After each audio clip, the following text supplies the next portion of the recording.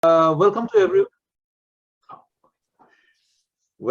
everyone in our first Smart City Training Platform webinar. Today we have Ellen van Kleef from Netherlands as our speaker. She's the associate professor in the our group, Marketing and Consumer Behavior Group at Wageningen University. Our research mainly focuses on consumer behavior and food choices and environmental impact on our behavior. Today she's going to talk about her really exciting area of research on adolescent food choices and how they can be incentivized to make the right choices in food. So on that note, I'll let Ellen take over. Before that, I just want to say a few things in terms of housekeeping. So if you have questions, you can always post those questions on chat also, or you can raise your hands, whichever, both ways are fine. If the questions are substantive, most probably it will be better to have them at the end of the presentation, and then any clarificatory or any other questions should be, in the middle of the presentation. It can happen anytime. It's a very informal settings. Also, at the end of the presentation, after the presentation, there will be a 15 minutes break, and there will be another meeting with the grad students with Ellen. This will be a meeting just for the graduate students and Ellen to talk about research, her research and their research. So this is an exciting opportunity for our graduate students to sort of learn from our really super smart speakers. I was always told that, if you want to be smart, you should hang out with smarter people. So this is one way to become smart. And Maddie is going to post the links in the middle of the presentation, sometime say halfway through the presentation on that students meeting. So please, I'll strongly encourage all our graduate students to join that meeting. Having said that, so let's start the presentation. Thanks. Ellen, screen is yours. Okay, thank you very much for your introduction. And yeah, today I would like to present my research on how to better understand and support young people in the development of healthy eating habits. And in my research, I focus on young consumers and particularly how the food environment affects them and how they can become more resilient to unhealthy food assortments and also marketing efforts. I do not see if people raise their hands, but if you, let me know or just type in a question, I can see that in the chat. I'll definitely let you know. Yeah, let me know. No worries. Yeah. So first, I would like to start with showing you overweight and obesity rates of children in the final year of primary school in England. And many vulnerable young consumers have struggled with weight gain during the corona pandemic. And this is quite concerning, of course, and figures are similar in many European countries. And evidence shows that eating habits adopted at an early age persist throughout adulthood and impact health and well-being later in life. So adolescence is a critical period for development in human life, and it's understood as the years between the onset of puberty and the establishment of social independence. So this roughly corresponds to the period between the age of 10 and 19 years old. So it's a critical period of transitioning. There's increased adolescents, they are developing their emotion regulation skills, and they can be quite impulsive and take risk. And they also develop their identity, and food and eating are essential parts of that identity. And they get increased autonomy to make their own food choices and enter new food environments, for example, around school. So, and these are all characteristics we probably recognize, but we also have generational effects. We are now dealing with the first generation that is kind of fully born in a digital world, and they spend ever increasing amounts of time online. 45% of American teenagers report to be online on a near constant basis, and YouTube, Instagram, TikTok, they're very popular platforms, and they're, I think this age group is used to share their experiences online, and they grow up in a world full of food temptation. And they also have considerable spending powers to buy the products they like. And here you see the problem: unhealthy eating and drinking habits are common. For example, 1 in 3 Dutch adolescents between 12 and 16 consume sugar-sweetened beverage every day, and there's an increase over the years. So the older they get, the more they consume, and also the less fruit and vegetables. And 71% of Dutch adolescents feel that daily consumption of sugar-sweetened beverages is normal. So that social norm is also not very helpful in this respect. And if I present my research, I typically use this MOA, it is well-known MOA model, motivation, opportunity, abilities, to show kind of where my research lines would fit in. And traditionally, behavior change would be about motivating people or kind of improving their competences or nutrition education. But my research focuses more on the role of the environment and also how this could shape and motivate consumers to eat healthier. So this link between motivation and the environment, but also are some people kind of less vulnerable or susceptible to the influences of a very unhealthy or toxic food environment, as it is also called? Can we create kind of buffers against the unhealthy food environments that some people are better able to deal with that? And what are these characteristics, and how can we support that? So this is kind of where my research on individual healthy food choices is situated. And it's quite hard to eat healthy in current food environments. For example, in the Netherlands, 80% of what's available in the Dutch supermarket does not fit nutritional guidelines. And today I would like to show you some highlights from projects with my PhD students where we work on, but also with in other projects. First, a project about how pre-adolescents kind of develop themselves, so very young children. How do they get more competent, motivated, and autonomous in making choices, and what's the role of parents and how to support them? And the second question is more on social media food marketing. What about exposure of adolescents to this type of food marketing, and also do they like it, and what makes it so effective? And the third research line is on student engagement and school canteen nudges. So also changes in the environment and what's the effect on sales of products, healthier and less products. So these three environments are key in my research. At home, at school, but also the digital environment is getting more and more important. So pre-adolescents, so 10 the period from 10 to about 14 years, then that's also associated with unhealthy dietary changes, and children change schools and have to adapt to new environments. So important period. So what's needed to prevent this change in unhealthy eating habits? Self-determination theory suggests some important factors for individuals to be motivated, and there's the need to feel that one can make their own choices, autonomy, and there's also the need to feel effective. So to be able to do it, and supporting parenting practices have been shown to be essential in this process. And we use this self-determination theory in our study in the design of surveys, but also experimental research. This is the PhD student. This is Rosalinde van Ney, and she did a survey among 142 pre-adolescents and 81 parents. And in this survey, they indicated the frequency of consumptions of beverages, snacks, both healthy and unhealthy, away from home. So not what they eat at home, but really because they really get more freedom in making these choices. So we included the past school week, and here we also what type of products were included.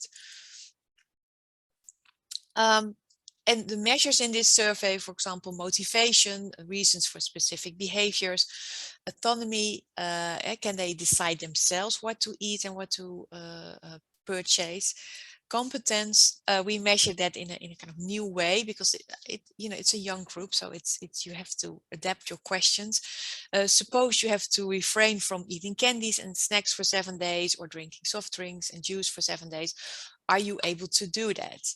And we also, for parents, we had similar measures in which they reflected on their own child.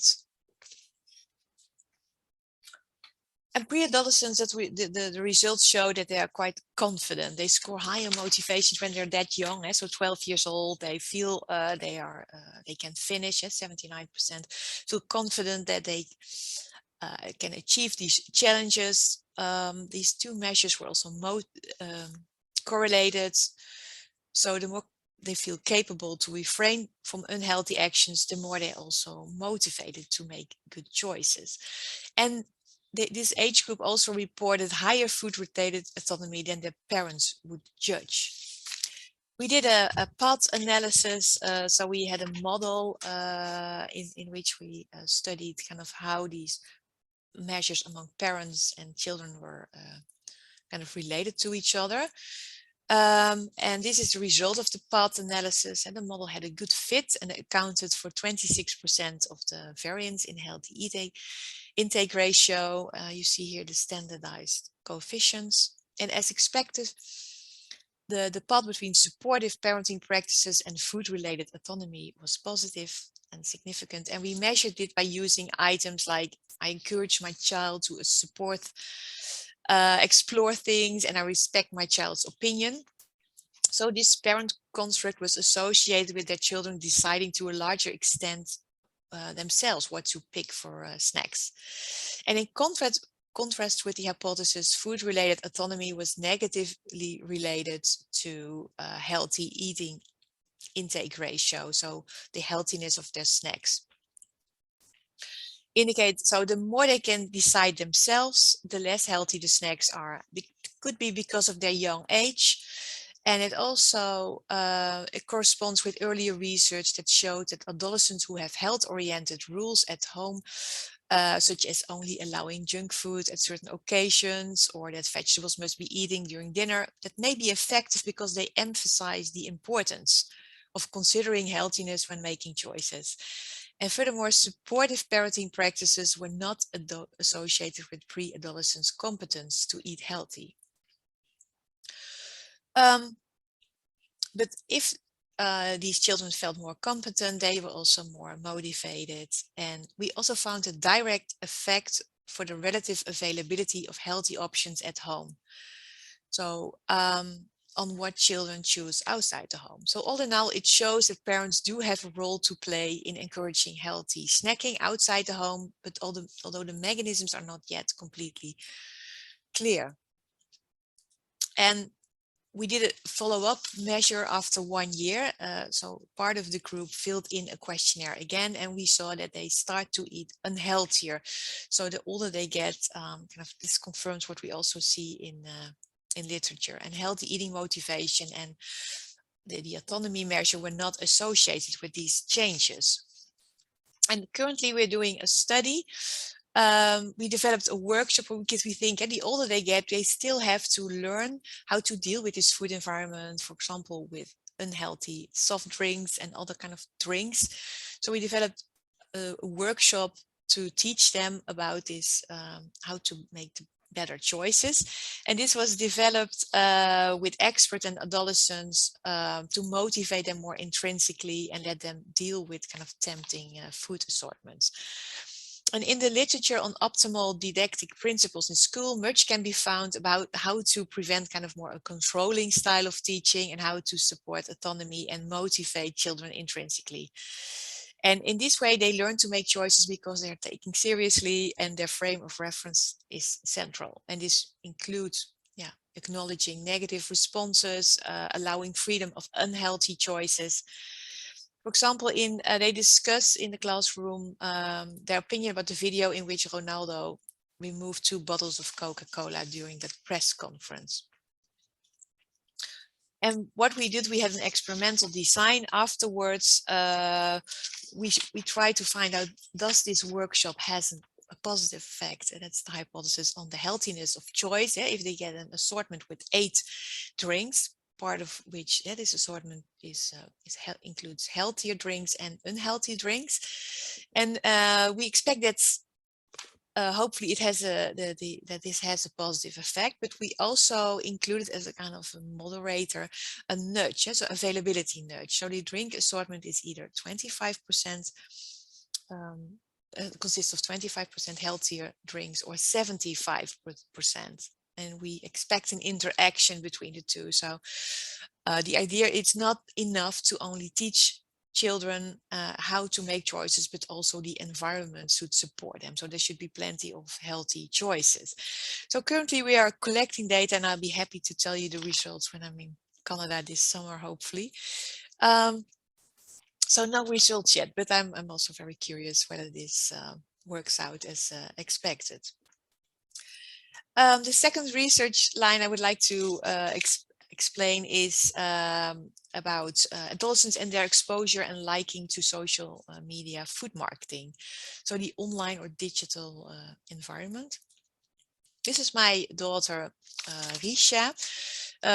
She's now 16 years old and she loves fast food. She's even willing to cycle an additional 6 kilometers to go to the McDonald's, even though around her school there are supermarkets and other snack food outlets. So what would make her so attracted to this fast food chain? So I wondered, and part of it that could be her exposure to food marketing at her mobile phone, because PhD student Daphne van der Bente interviewed 17 experts, and they also emphasized the huge difference between traditional and social media food marketing, and also how effective it is in kind of influencing people, not only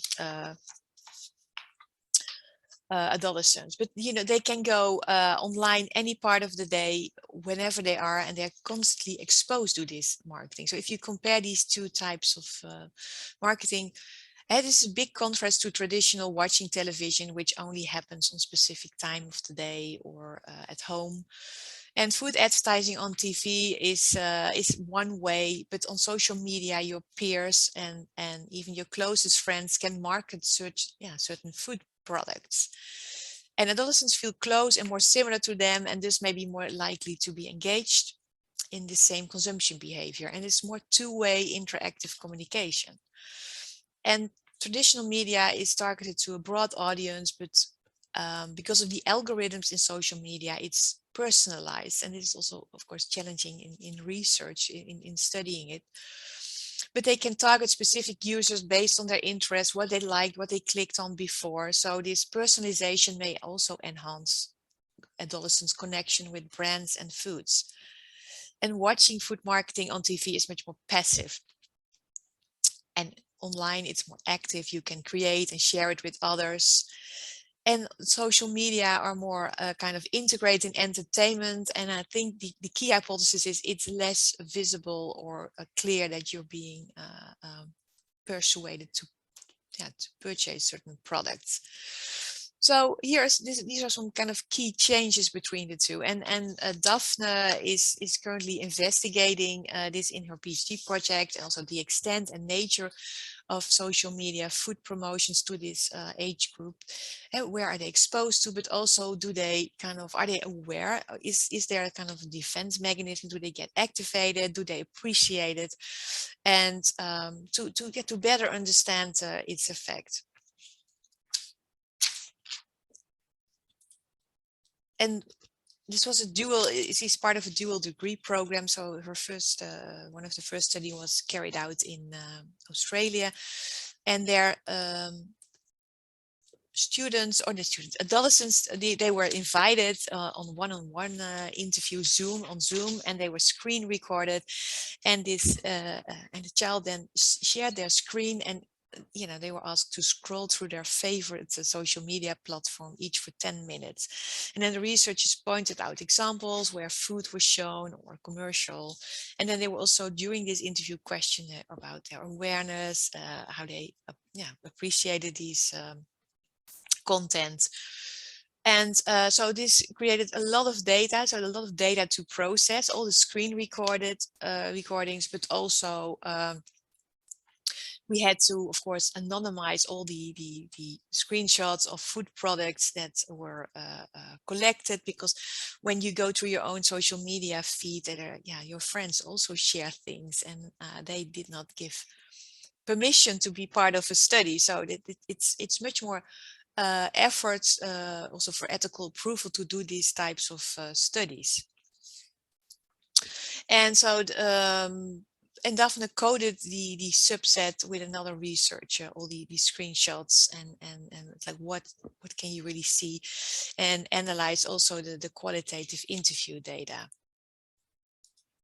And just some key results, because this is kind of it's too much to all include today. And the exposure to social media food marketing content was about 12 of these kind of posts per 10 minutes. So, and on average they are 1.5 hours online at least. So that's a lot what they see. The majority was unbranded, earned or entertaining food content. So earned content is any material written about a business or a product or influence that the company haven't paid for or created themselves.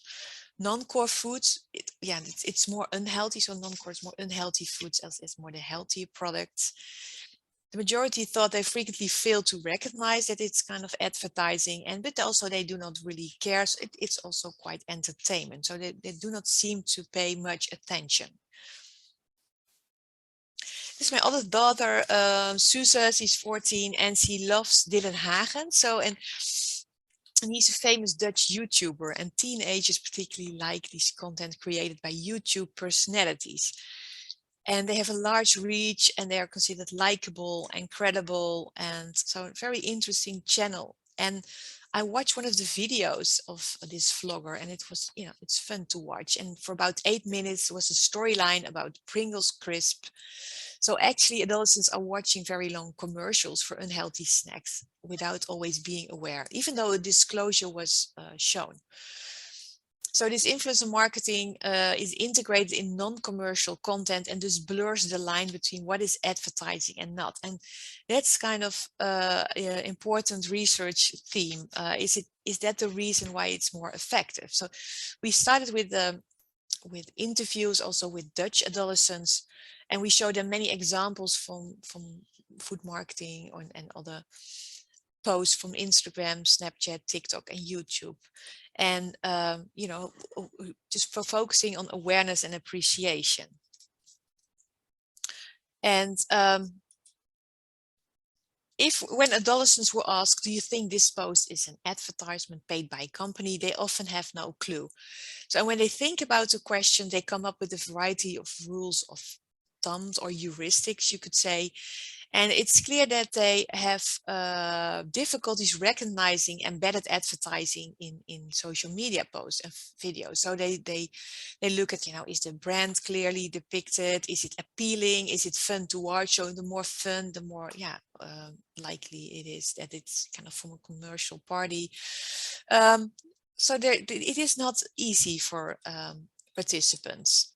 And here you see a model of Volkvoort and colleagues, theoretical model, and they also basically is what they say, food cues become reinforcing through classical conditioning.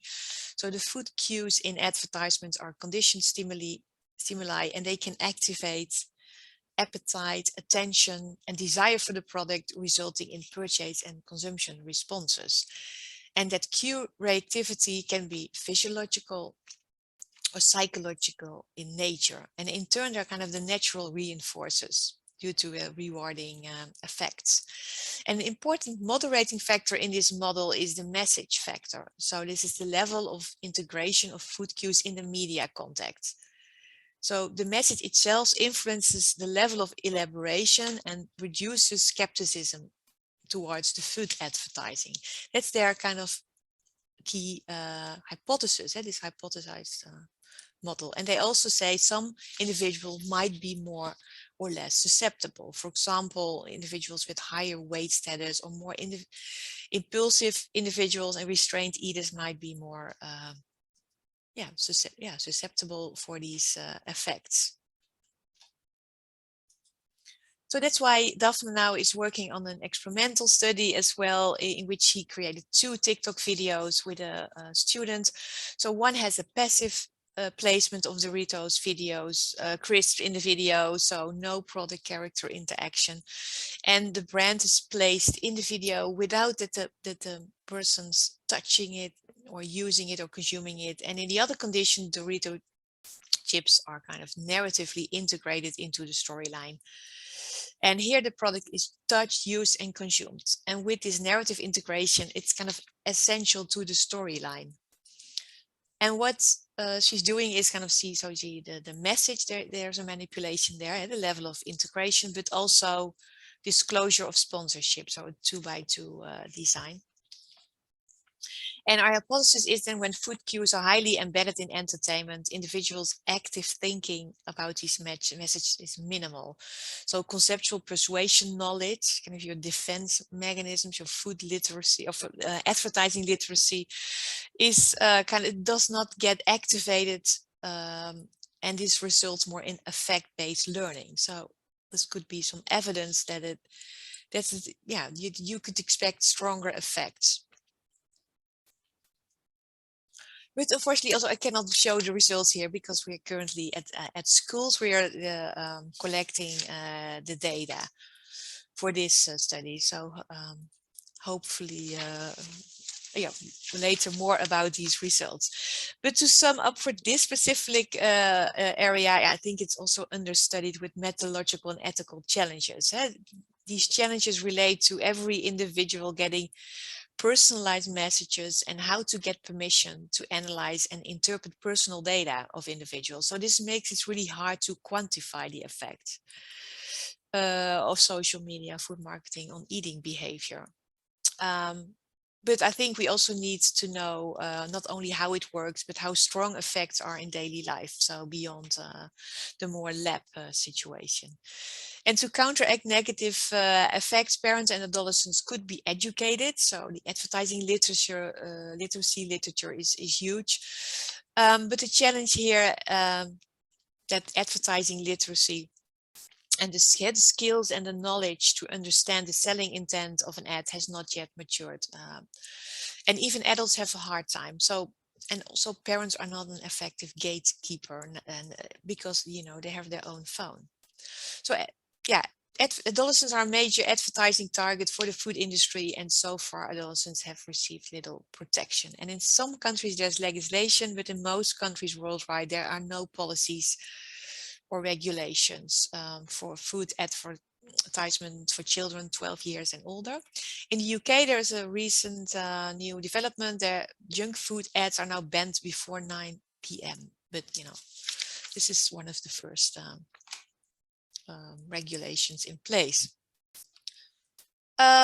And my final research line that I would like to discuss briefly is on healthy school canteen, because schools are a very important are typically considered to be an ideal setting to prevent overweight, because children spend more time at school than anywhere other environments away from home, and increasingly schools feel also the responsibility to act.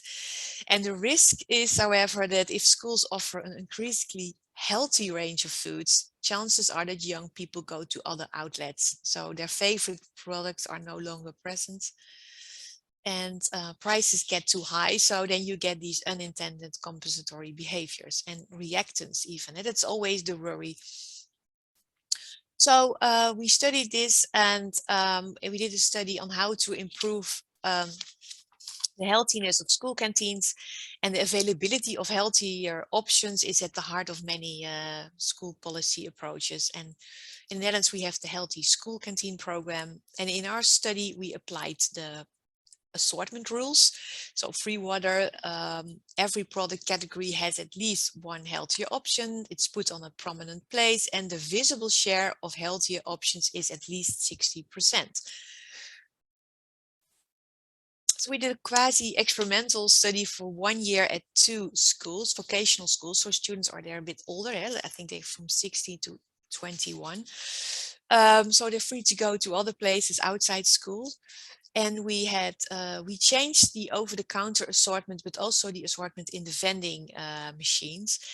And what we did is, we try to kind of increase the availability of healthier options, and based on all these nudging principles, like if you see many more healthier options in your visual field, then it may seduce students to buy. It may normalize healthier options because they seem more popular, and also prevents reactants. That's kind of the basic assumption. So it's not that we had a wider assortment, but if we had a healthier product, we just put out more facings of these products. So here you see that 80% healthier options. It could still be that we had many of similar products at the shelves.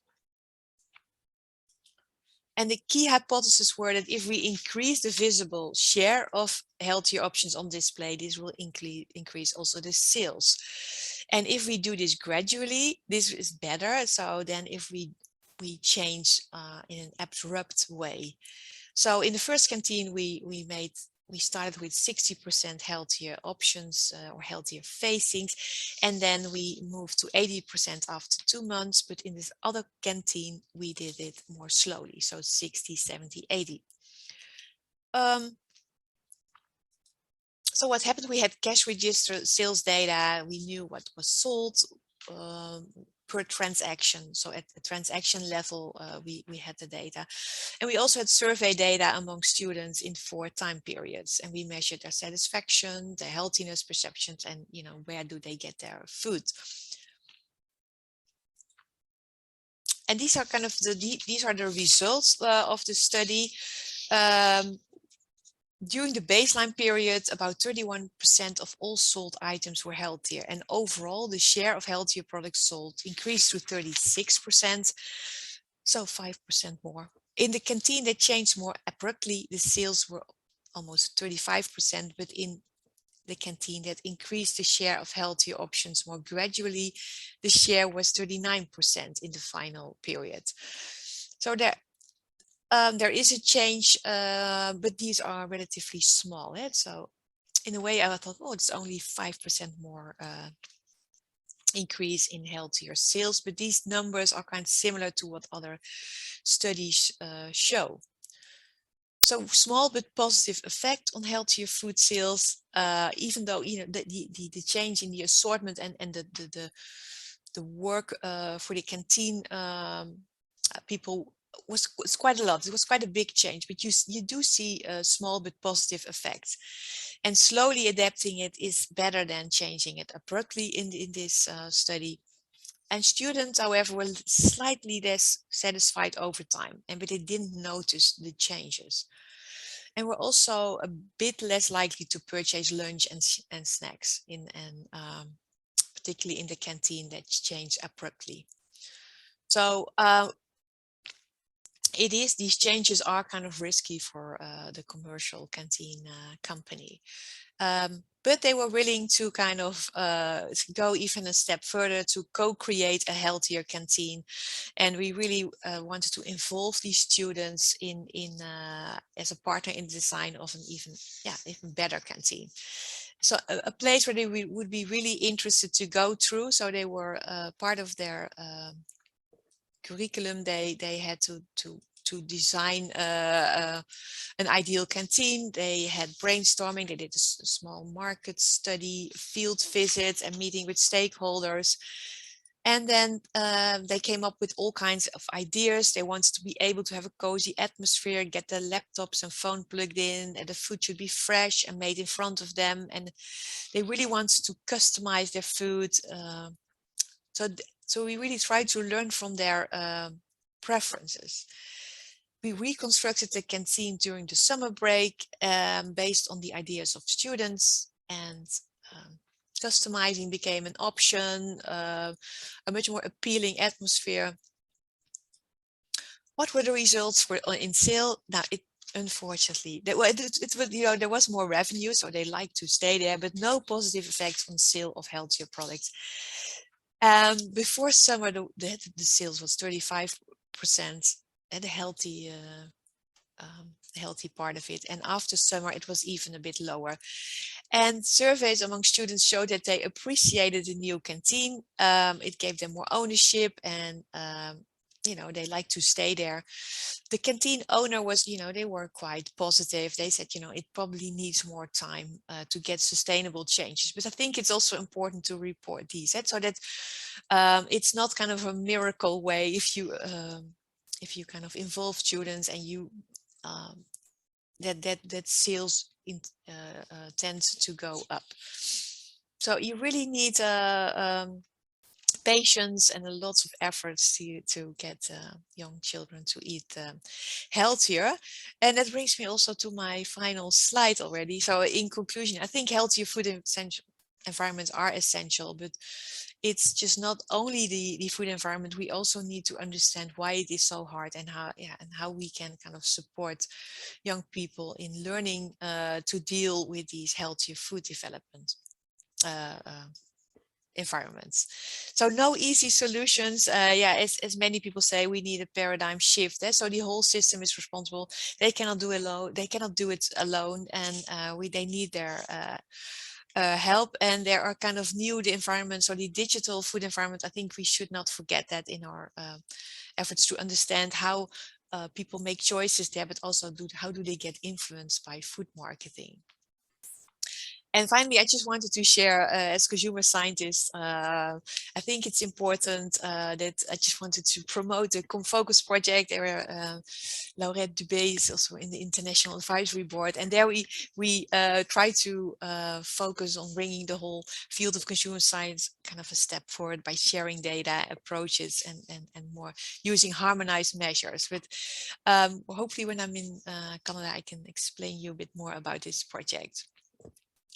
Thank you for your attention, and if you have questions, I'm happy to answer them. Thanks, Helen. Terrific presentation. Any questions, comments, or thoughts from the audience? I do see one question asked. I think it was asked a little bit earlier. I somehow missed it. So there's a question from Nitish. It says, are there recommended interventions to nudge children towards eating healthy at home, online, and at school? So nudging with children, I think I think the problem with nudging is that I think when they're really young, there's not much to nudge. And then it's really the parents who have a key role also to set boundaries and to kind of offer healthier options and to learn how to deal with that food environment. But the older they get, I think nudging gets more important, like, what is kind of the default standard options that are available? Can we make it more attractive and more normal?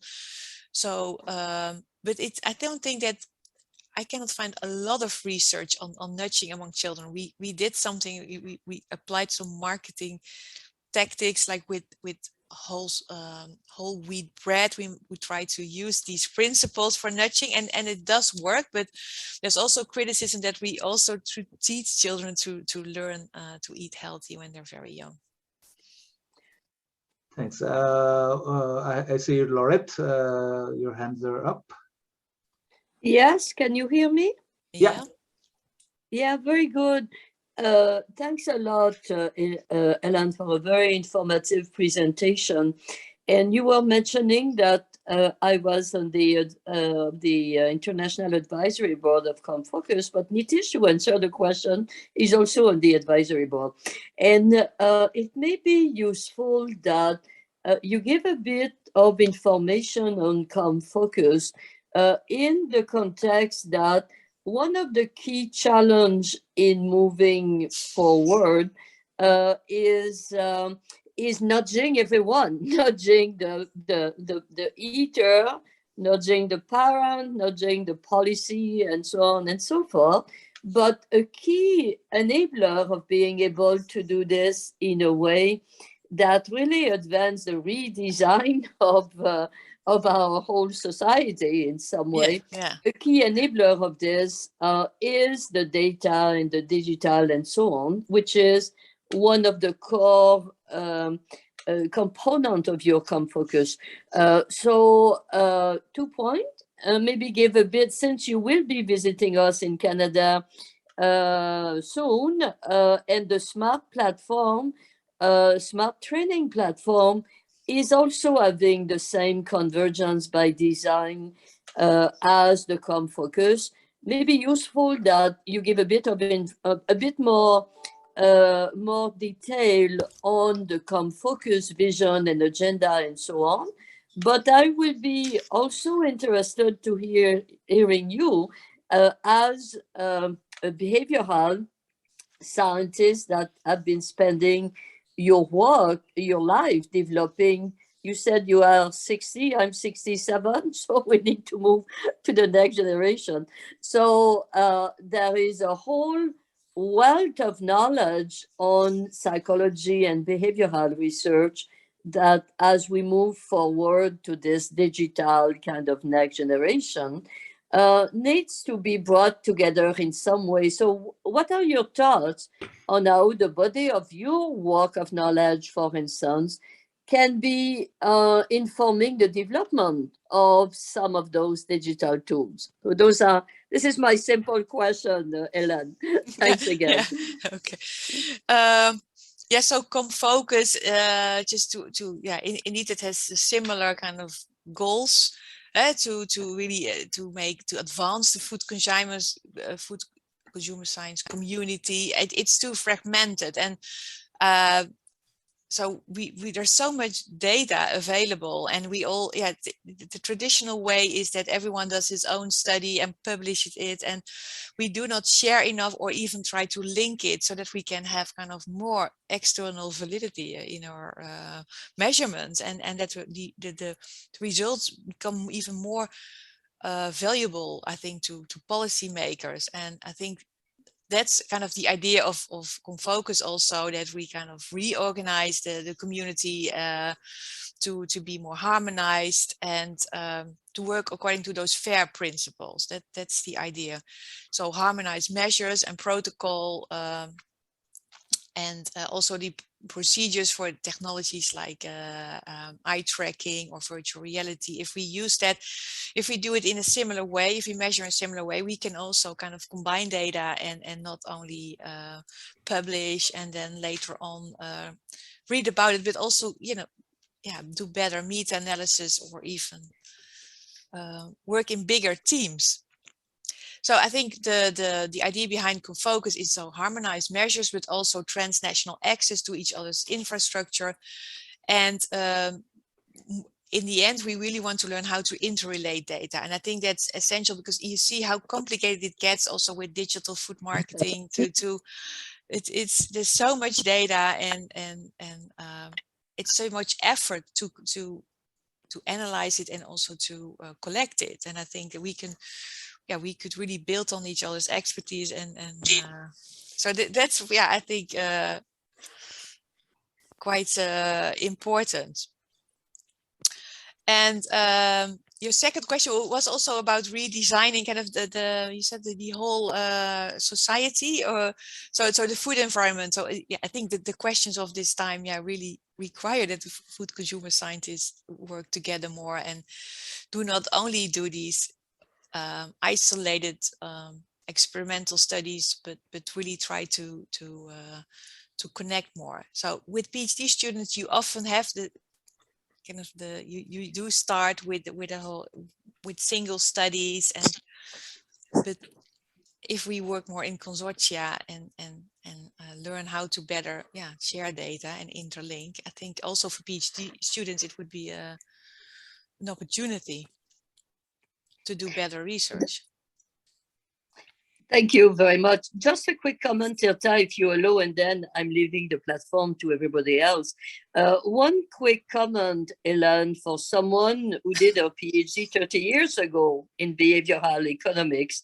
It's extremely important that as a scientific society, we understand that nudge is essentially trying to make the good decision the easiest one for whoever human being has to make decision. So in the convergence by design, we can think of it as nudging the eater, as I say, but we need to nudge the parents, nudge the policymaker, nudge the business, and so on. And that's why I'm very pleased that you come with us for 2 weeks, because we will have fun advancing this approach together. I'm putting myself on mute now. Thanks, Laurette. I think we have 3 more questions chronologically. Let's start from the top. Daniel, I see your hands raised. Please go ahead. Yes, thank you so much. I don't think I'm on screen. Forgive me for my connection. Thank you, Dr. Van Kleef, for a really thought-provoking talk. My question is about really I suppose the sort of 10 to the 13-year-olds, the 10 to 15-year-olds, and about the asymmetry I see between the research community and our ability to understand subcultures within age groups versus the marketers and the trackers who have all of the sophisticated technology. And I'm thinking of some 13-year-olds I know in my life. Some of them are non-binary, some of them are into very niche kinds of interests like anime. And so what I see is a really, really hidden and complex landscape of special interests. And our teens in particular are moving between these. And it's impossible, I think, for us to really track that. So my question is really 2 pieces. One is really the bigger question of the asymmetry between the researchers' capacities to look at individuals and their influences on healthy eating in group-wise way, which seems to me very blunt. We have a very blunt instrument working with our surveys. And then the more complex issue of being more tailored, that one teen is very different from another teen, and the same teen is a very different individual 9 months later as they develop. And these, I think, are major methodological challenges. I wondered if you would have some initial thoughts, clearly with short time here. Thank you. Yeah, I think we also experienced that. Like the tools that we have. So if we collect the data, it was so challenging to get kind of the ethical committee to approve it, because there is so much personal data and also data from other people who do not give permission. So and all the tools that these companies are used, we cannot use or so to study how they respond to certain message elements. So I think, I think that's true. Maybe we should work more with these companies in understanding the effects and all these subcultures. And because I think that's the typical experiment that we also designed. I think it's still it is a bit hypothetical if you develop your own TikTok videos and try to mimic what's going on, because the exposure is so heavy and repeatedly. So now I do see the huge differences between and the challenge that is this in the research community in studying this, in how exactly it works, and more tailored approaches. Yeah, I think that's indeed very, very important. So then it could be an idea that we try to follow individual participants to our studies more and for longer periods of time. And because some people are more or less vulnerable or susceptible to certain messages or the environment, so that we try to track them. So also maybe different ways of how to monitor their behavior and their more at the individual level. That could be maybe an important direction for future research. Thank you. Yeah. Thanks, Ellen. Thanks, Daniel. So next question. So given the time left, maybe we'll just go for 3 questions, 3 more. So next question will be from Miyang. Miyang. Hi. This is Miyang from the University of Manitoba. I don't think my video is on, No. but I cannot see that how I can turn on. I don't see any sign in here. But anyway, thank you very much for your interesting talk. My question in here is that, you know, it's so much commercially available foods are like all over now. So our cooking skill is decreased significantly. I believe so. And it's not only for the young kids, but also for adults like us too. So if cooking skill is also impacting the healthy food choices, if they know how to cook, they can choose the better food choices. What is the education like in Netherlands for junior high school system?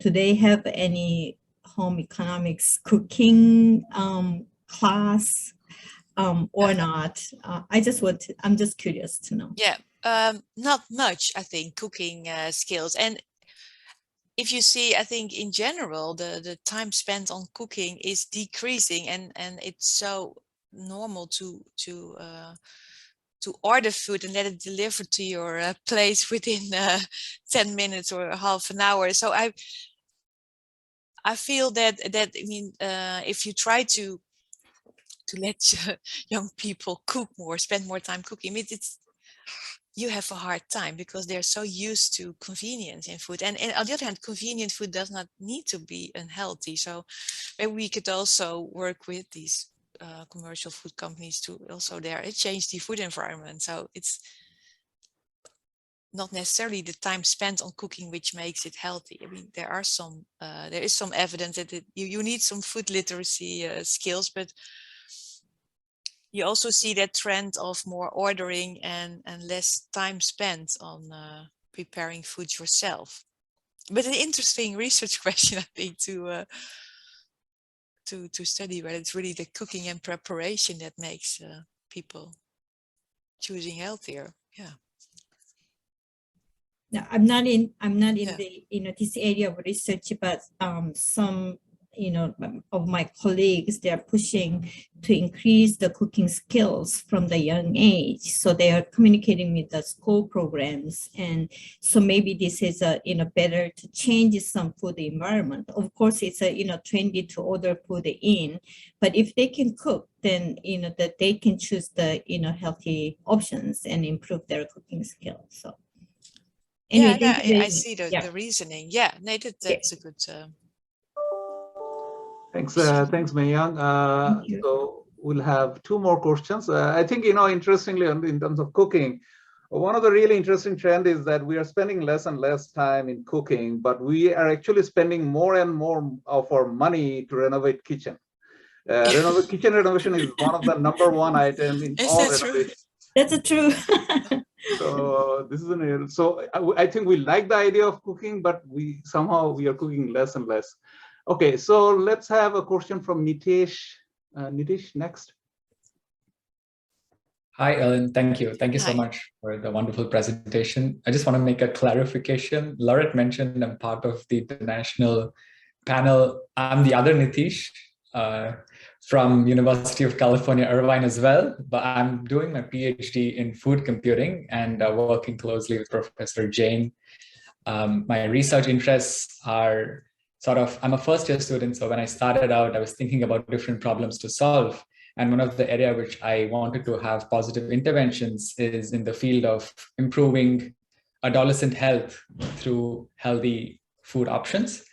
And from a computer science perspective, I wanted to get your insight about specific products that I could probably develop, or specific online applications or mobile applications that could be made to help people make these healthy choices. So the research is out there, and all this, I'm just thinking of ways to leverage this information that you've just presented to build specific products to solve the healthy, tasty food problem. Thank you. Oh, that's a difficult question. But you would like to develop new apps or so that they really would support their food literacy skills or so. Yeah, I mean, although I always think the development of apps is so expensive, and if the only goal is food literacy improvement, it's quite hard to compete with these commercial app developers who go more for the gaming and the really fun part. So, but you're looking for those types of apps, I understand. But yeah, that would be an idea. I have to think about that. What could be?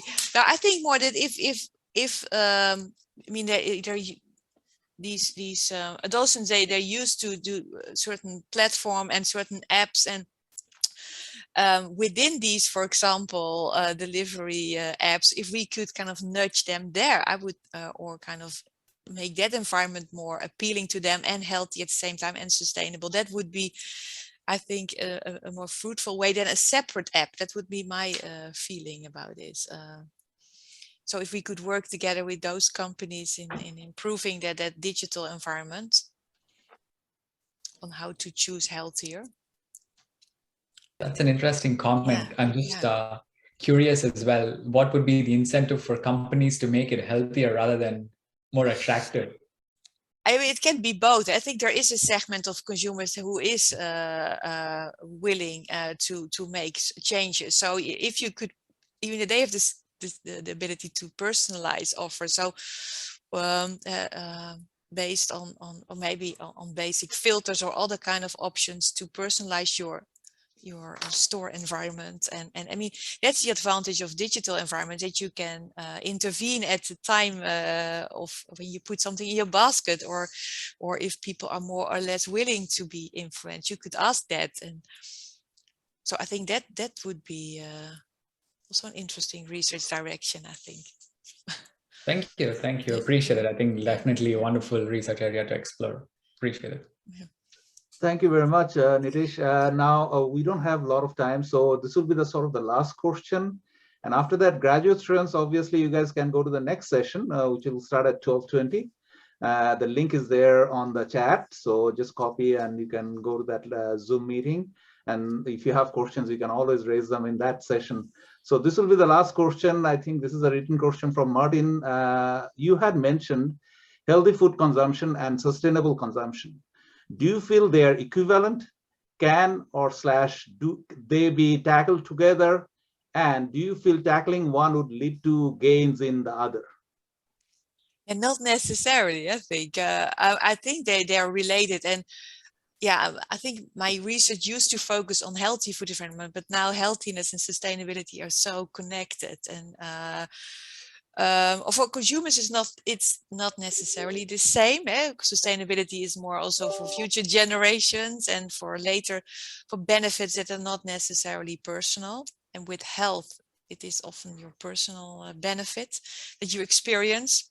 Maybe it will take 20 years before you experience them, but it's a more personal benefit compared to sustainability. But I think you will have an equally hard time to change consumer behavior. Both healthy and sustainable eating is it's marketing with headwinds, we say. So it's very hard to change it. But yeah, I think they are increasingly interconnected and dealt with at the same time, also in research projects. All right, so thanks, Ellen. Maybe this is sort of, we are almost at the time. So we'll end the session here. If you're as grad students, please make sure to join the other session. Otherwise, thank you very much to everyone. And there were a lot of really interesting questions. And so I guess at the end, we couldn't go through all the questions. We had to miss because of the time limits. But please, hopefully we'll see you again. On that note, we'll send a survey to all the Smart City platform members to suggest names for the next, or suggest names or entities to invite for presentations in these webinars. You'll receive the survey soon, and hopefully we'll hear back from you guys on that survey. So thank you very much, Ellen, and looking forward to your visit in Canada. And there will be much more interesting talks and discussions when you are here. So thank you to all. Nice. Take care. Bye.